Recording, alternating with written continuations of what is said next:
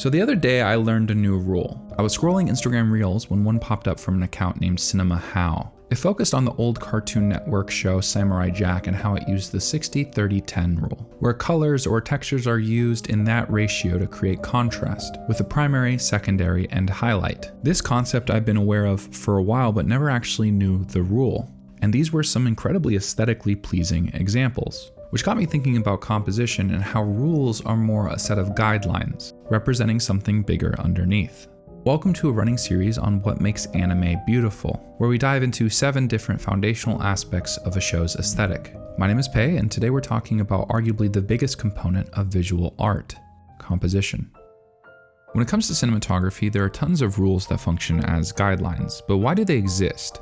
The reason is ultimately a mix of 2 components. First is intuition and second is standards. There have been studies on human visual preferences when it comes to things like contrast, color theory, and symmetry. An example I used in a previous video is left cheek bias. But rules of composition ultimately focus on how more than why. There's a term called hierarchy that refers to what draws people's attention. Where with this image do you look first? What about this one? Cinematography and animation tend to have a clear order of hierarchy. Visual arts like painting tend to have a more complex interwoven hierarchy. Animation and cinematography are filled with constant cuts and movement.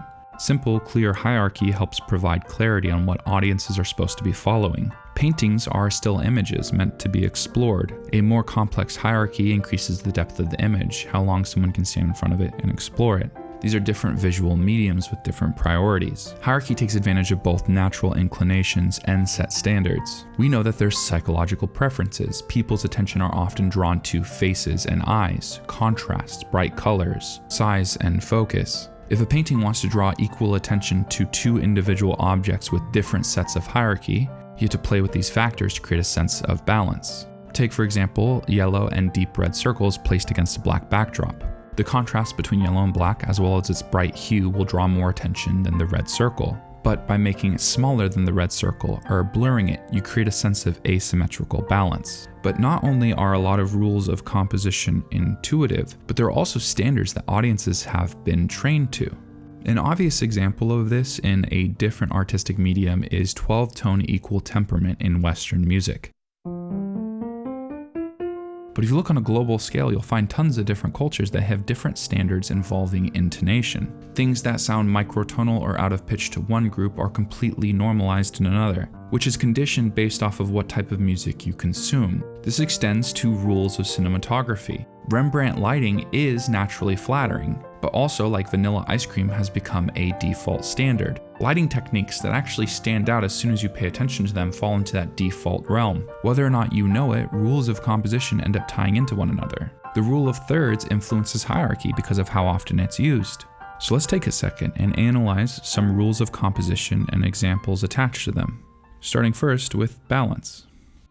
So the rule of balance in composition is built around this concept called visual weight, which is very similar to that concept we were talking about with hierarchy. So things like shape, color, texture, size, these determine an object's visual weight, and then balance is about distribution of those objects. An example I used in the past was this scene from Severance, a show famous for incredibly strong and purposeful compositional choices. So let's understand this shot. We have a scene where the main character, Mark, is meant to feel uncomfortable in the presence of his boss.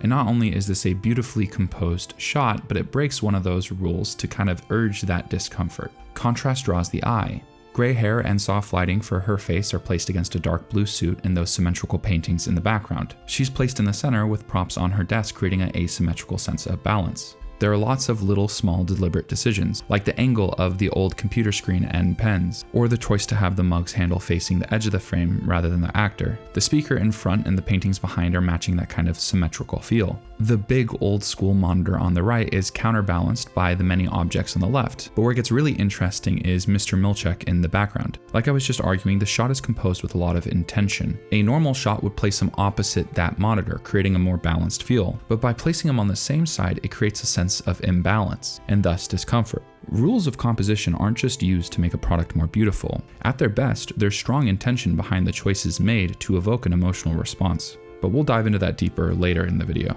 That screenshot is an example of 2 of the 3 main forms of balance in composition, symmetrical and asymmetrical. But there's also radial balance. which my favorite way to explore is the golden ratio, 1 to 1.618, in this case represented as a spiral. Originally discovered by Euclid in ancient Greek mathematics, it was popularized during the Renaissance. Now, there is a lot of debate around intentionality with the golden ratio's application to art. But I do think it's really cool how often you can take a beautiful and dynamic image and place the golden ratio over it and find some sort of structure in the way objects are placed and distributed. I think it's less intentional than some people argue, but more an expression of pleasing proportions in asymmetrical images, almost like a spiraling leading line drawing your attention towards a central focal point. And that's another interesting thing about guidelines like the rule of thirds, where a frame is broken into a 3x3 grid. More often than not, artists don't follow guidelines rigorously, otherwise it feels a bit robotic. They'll use the rule of thirds grid as reference rather than a magnet, helping the image feel more organic. So we're specifically applying rules of composition to anime, where movement and cuts are a central part of its storytelling. This shot from Frieren has one character on the rule of thirds and another crossing through it, which adds more layers to an already incredibly complex form of expression in composition. Because there's essentially three goals with composing an image: to express a point, be satisfying for the audience, or provide clarity. And that last one is where we're going next. A while back, I found this great example from a website called Vashi Visuals that highlights how Mad Max Fury Road used the center of the frame to maintain clarity, despite constant and rapid cuts. I mean, literally, these shots are averaging well below a second each, but by maintaining the focal point at the center of the screen, the eye doesn't have to jump around to keep up with what's going on, making an otherwise jarring scene easy to follow. As much as composition helps an image be beautiful, in cinematography and animation, clarity is the first priority. Audiences need to be able to follow what's happening. It's why a lot of rules of composition are used to provide that clarity, to create a clear hierarchy that makes it easy for audiences to attach onto what they need. Leading lines use vanishing points to help direct audience towards something that's important. Lens blur not only literally puts something in focus, but also can rack to draw your attention to a completely different point. Try looking at any shot in anime and ask where the author is trying to get you to look. And when the hierarchy is complex, what is it trying to indicate? It's more often used in establishing shots, like a city skyline, where you don't have to focus on any specific part to really understand what's being shown. But that's not always the case. Sometimes it's confusing on purpose, which leads to the final part of this video, exploring how composition is used purposefully to try to express specific emotions.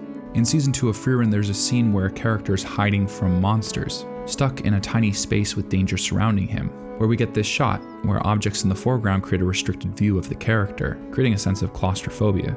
4 years ago, on an old channel, I talked about how Silco, the primary antagonist in Arcane, was introduced, clearly using cinematography to indicate that this character's a villain. The entire scene plays on the perspective character's anxiety and fear. This scene's a very obvious example of using composition to evoke a specific emotion, but there really is a kind of endless complexity to this. And a fantastic example I recently stumbled upon is a visual artist who talked about this exact idea.